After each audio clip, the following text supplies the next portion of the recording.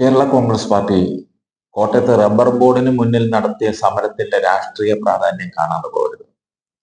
പ്രത്യക്ഷത്തിൽ കേന്ദ്ര സർക്കാരിനെതിരെയുള്ള സമരമായി തോന്നുമെങ്കിലും അത് സംസ്ഥാന രാഷ്ട്രീയത്തിൽ ചൂടുറപ്പിക്കാനുള്ള ബുദ്ധിപൂർവമായ ഒരു നീക്കമായാണ് രാഷ്ട്രീയ നിരീക്ഷകർ വിലയിരുത്തുന്നത്.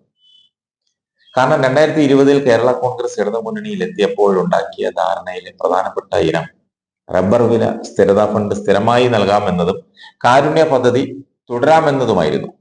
എന്നാൽ സർക്കാരിന്റെ സാമ്പത്തിക നില മോശമാണെന്ന് പറഞ്ഞ് ഈ രണ്ട് വിഷയത്തിലും ധനകാര്യ മന്ത്രി സ്വീകരിക്കുന്നത് ഇരട്ടത്താപ്പാണ്. അത് മാണി ഗ്രൂപ്പിന് കൃത്യമായി മനസ്സിലായി. തൃശൂർ മുതൽ തിരുവനന്തപുരം വരെ കേരള കോൺഗ്രസിനുള്ള പ്രാധാന്യം അവരിൽ പലർക്കും അറിയില്ല. മലബാറിലെ ഏതാനും മണ്ഡലങ്ങളിലും അവർ ശക്തരാണ്. 50-ൽ പരം നിയോജക മണ്ഡലത്തിൽ 1000 മുതൽ 50,000 വരെ വോട്ട് സ്വന്തമായുള്ള രാഷ്ട്രീയ കക്ഷിയാണ് കേരള കോൺഗ്രസ്. ആനയുടെ വില ആനയ്ക്കറിയില്ലെന്ന് പറഞ്ഞതുപോലെ തങ്ങളുടെ വില നിലവാരം വേണ്ട പോലെ അറിയില്ലാത്ത കേരള കോൺഗ്രസ് പാർട്ടിക്കാർ പലപ്പോഴും ഇരട്ടത്ത് തപ്പുന്നത് കാണുമ്പോൾ പലർക്കും ചിരിയാണ്. 2020 UDF-ൽ നിന്ന് ചവിട്ടി പുറത്താക്കിയപ്പോഴും മറ്റു ഗതിയില്ലാതെ വേണ്ടവണ്ണം ഗ്രഹപാഠം ചെയ്യാതെ ഇടതുമുന്നണിയിൽ ചെന്ന് കയറിക്കൊടുത്തതിന്റെ തിക്തഫലം കേരള കോൺഗ്രസ് അനുഭവിക്കുകയാണ്. ഒപ്പം വാസവന്റെ നേതൃത്വത്തിൽ കോട്ടയത്ത് നടത്തിയ രാഷ്ട്രീയ ചതി അത് മനസ്സിലാക്കിയിരുന്നുവെങ്കിലും പ്രതികരിക്കാനാവാതെ നിസ്സംഗ മനോഭാവത്തോടെ നിൽക്കുന്നു. ഇതൊക്കെയാണ് സാഹചര്യമെങ്കിലും 2024 ലോക്സഭാ തെരഞ്ഞെടുപ്പിൽ കേരള കോൺഗ്രസ് സ്ഥാനാർത്ഥിയുടെ തോൽവി ഉറപ്പാക്കാൻ വാസവൻ നടത്തിയ നീക്കങ്ങൾ ജോസിന്റെയും കൂട്ടരുടെയും കണ്ണു തുറപ്പിച്ചു. കോട്ടയത്ത് തോറ്റാലും മറ്റു 15 മണ്ഡലങ്ങളിലും CPM പുഷ്പം പോലെ ജയിച്ചു കയറി വരുമെന്നായിരുന്നു അവരുടെ കണക്കൂട്ടൽ. കൊടുത്താൽ കൊല്ലത്ത് മാത്രമല്ല കേരളത്തിൽ മൊത്തം കിട്ടുമെന്ന് ഈ തെരഞ്ഞെടുപ്പ് കൂടി CPM-ന് ബോധ്യമായി. കയ്യിലിരുന്ന ആലപ്പുഴ അടക്കം മുഴുവൻ സീറ്റുകളും തോൽവി ഏറ്റുവാങ്ങിയിട്ടും, അതായത് K രാധാകൃഷ്ണന്റെ ഒഴിച്ച് മുഴുവൻ സീറ്റുകളും തോൽവി ഏറ്റുവാങ്ങിയിട്ട് CPM പാഠങ്ങൾ പഠിക്കാത്തത് കേരള കോൺഗ്രസിനെ ആശങ്കയിലാക്കി. 2021 നിയമസഭാ തെരഞ്ഞെടുപ്പിൽ NDA സഖ്യത്തോട് ചേർന്ന് നിന്നിരുന്നുവെങ്കിൽ ഇതിൽ കൂടുതൽ MLA-മാരെ പാർട്ടിക്ക് നേടിയെടുക്കാമായിരുന്നു എന്നാണ് പാർട്ടിക്കാരിൽ ചിലർ തന്നെ പങ്കുവയ്ക്കുന്നത്. ഉദാഹരണമായി പറഞ്ഞാൽ പാലാ നിയോജക മണ്ഡലത്തിൽ കേരള കോൺഗ്രസിന് 40,000-ൽ കൂടുതൽ വോട്ടുള്ളപ്പോൾ BJP-ക്ക് 30,000 വോട്ട് എണ്ണിയെടുക്കുവാനുണ്ട്. BJP-യുമായി സഖ്യത്തിലായാൽ ഉറപ്പായും കാലുവാരാതെ ആ വോട്ട് കിട്ടിയേനെ. അതാണ് കേരള കോൺഗ്രസിലെ പല പ്രവർത്തകരും ചൂണ്ടിക്കാട്ടുന്നത്. പ്രത്യേകിച്ച് കോട്ടയത്തെ ജോസ് കെ മാണി പാലായിൽ വിജയിച്ചാൽ ഘടകകക്ഷി നേതാവ് എന്ന നിലയിൽ മന്ത്രിസഭയിൽ 3-മനും കോട്ടയത്ത് 1-മനുമായി തീരും.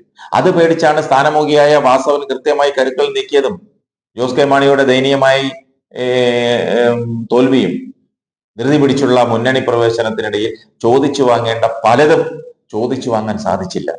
മുന്നണി അറിഞ്ഞു തരേണ്ടത് പലതും തന്നില്ല. ഇതൊക്കെ പാർട്ടി നേതൃത്വത്തെ കുറച്ചൊന്നുമല്ല പഴിയേൽപ്പിച്ചത്. മുന്നണിയെ സമ്മർദ്ദത്തിലാക്കി ഈ വരുന്ന തെരഞ്ഞെടുപ്പിലെങ്കിലും തങ്ങൾക്ക് അർഹമായത് മുഴുവൻ ചോദിച്ചു വാങ്ങണമെന്ന തന്നെയാണ് പാർട്ടി നേതൃത്വത്തിന്റെ തീരുമാനം. കോട്ടയം, പത്തനംതിട്ട, ഇടുക്കി, കൊല്ലം, എറണാകുളം, തൃശൂർ ജില്ലകളിൽ പഞ്ചായത്ത് തെരഞ്ഞെടുപ്പിൽ അർഹിക്കുന്ന വിഹിതം കിട്ടണം. അതിനുവേണ്ടിയാണ് ഈ സന്ദർഭത്തിൽ തന്നെ റബ്ബർ വില സംരക്ഷണവും പറഞ്ഞ് കേരളത്തിൽ കോട്ടയത്ത് സമരമുറയായിട്ട് ഇറങ്ങി തിരിച്ചിരിക്കുന്നത്. അത് ജോസ് കെ മാണിയുടെ ചാണക്യ ബുദ്ധി തന്നെയാണ്. അതിന് മുന്നോടിയായാണ് മുനമ്പം സന്ദർശിക്കുകയും ക്രൈസ്തവ സഭകൾ ഒന്നടക്കം പിന്താങ്ങുന്ന മുനമ്പം സമരം അവസാനിപ്പിക്കുന്നതിന് വേണ്ട കരുക്കൾ നീക്കുകയും ചെയ്തത്.